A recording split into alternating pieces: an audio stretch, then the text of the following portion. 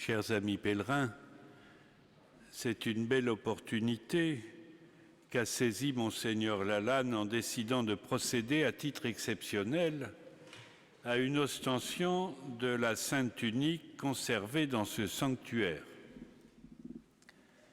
Il a annoncé lui-même avoir été guidé par 3 circonstances. Le jubilé de la miséricorde, les 150 ans de la basilique actuelle et le 50e anniversaire de la création du diocèse de Pontoise. La période elle-même de l'ostension n'est pas neutre. Nous venons de commémorer le Triduum pascal et sommes tout entiers imprégnés de la passion et de la résurrection de Jésus. Cela donne plus de sens à la démarche que vous êtes venus accomplir avec moi aujourd'hui.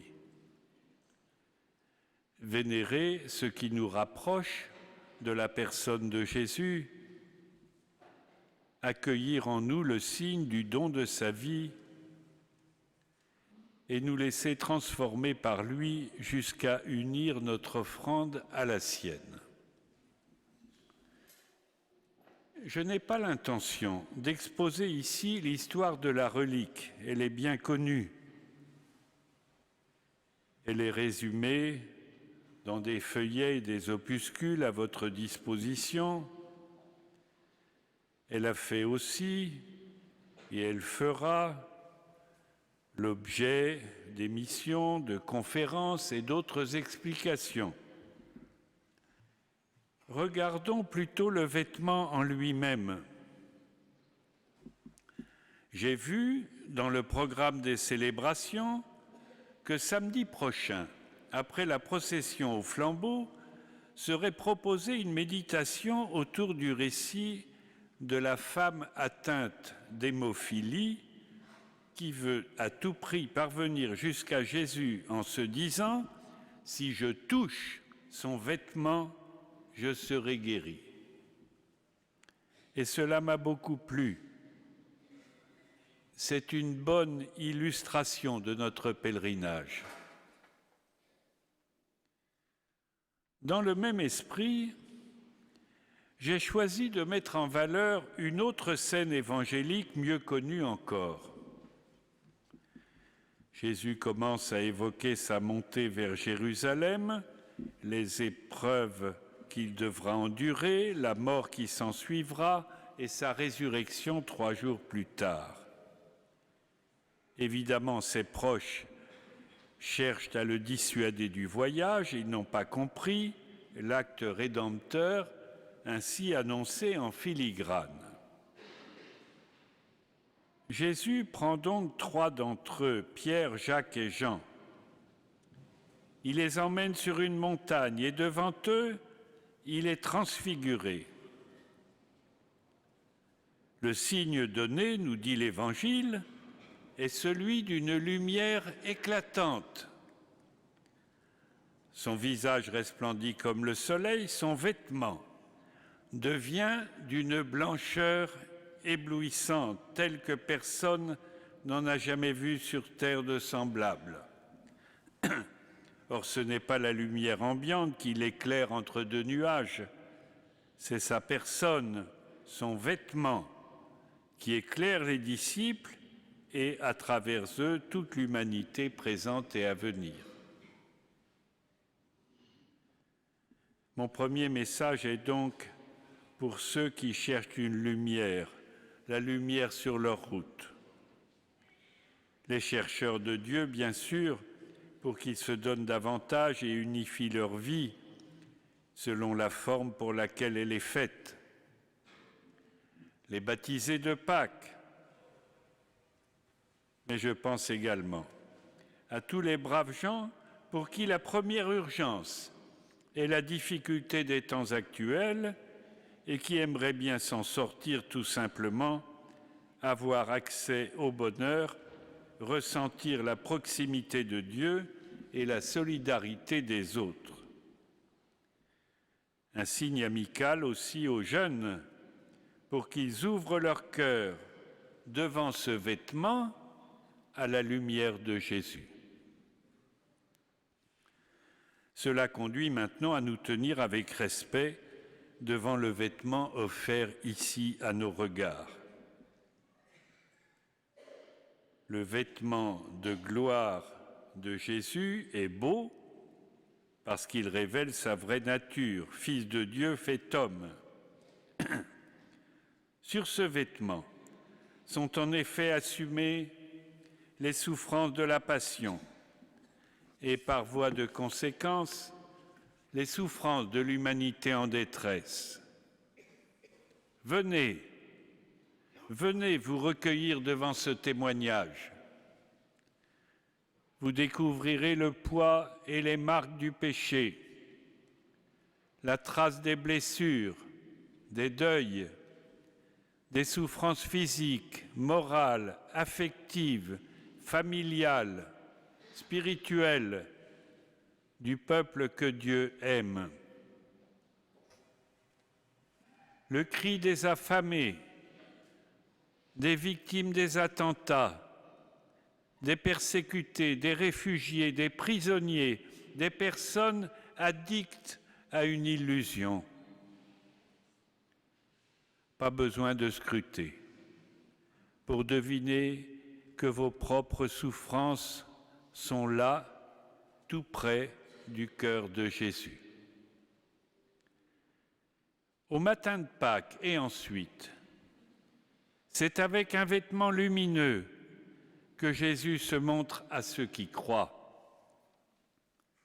Vêtement de souffrance, vêtement de lumière. La croix et la mort ont trouvé leur vainqueur. Mon deuxième message est alors pour que vous réalisiez combien vous êtes aimés, vous qui ployez sous le fardeau. N'ayez pas peur, approchez, venez vous incliner devant le vêtement de souffrance qui annonce le vêtement de lumière. Venez déposer là ce qui est trop lourd pour vous. Venez demander le sacrement du pardon et de la joie enfin trouvée ou retrouvée.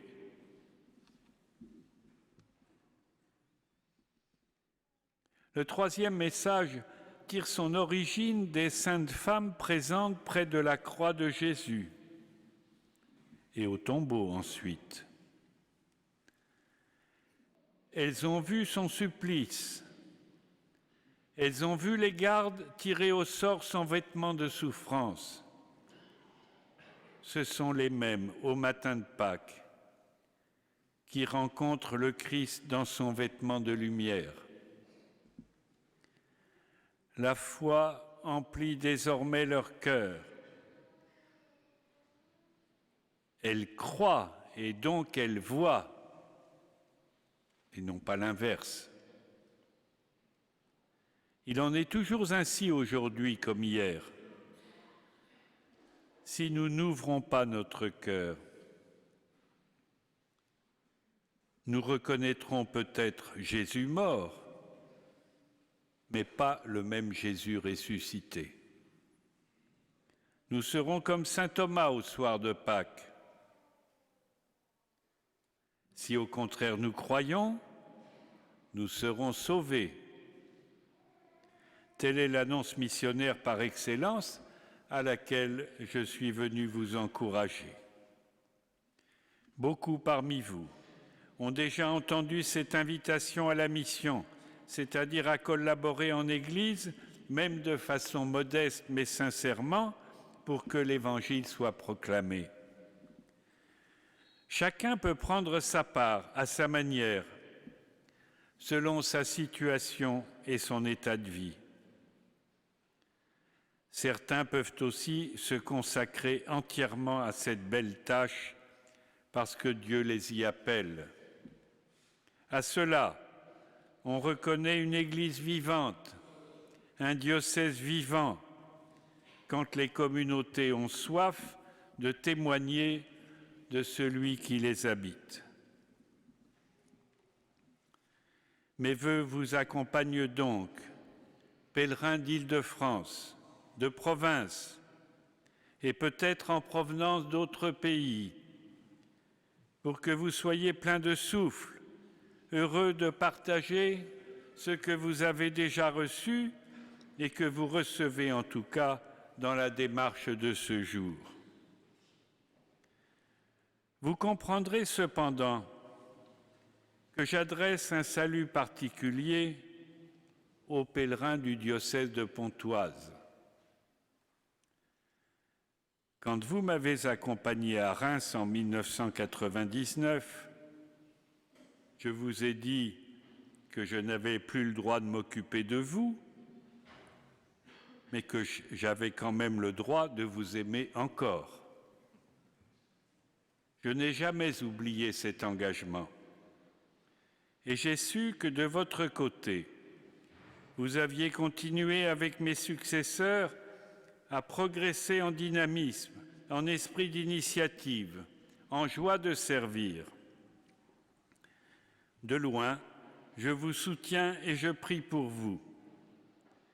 Vous êtes un diocèse jeune, avec beaucoup de jeunes, et d'autres moins jeunes qui ont gardé la jeunesse dans leur cœur.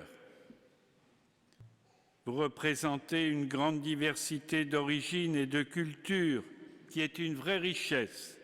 Alors bonne route, que la Sainte Tunique reste devant vos yeux comme le signe d'une rencontre pleine de sens avec Jésus.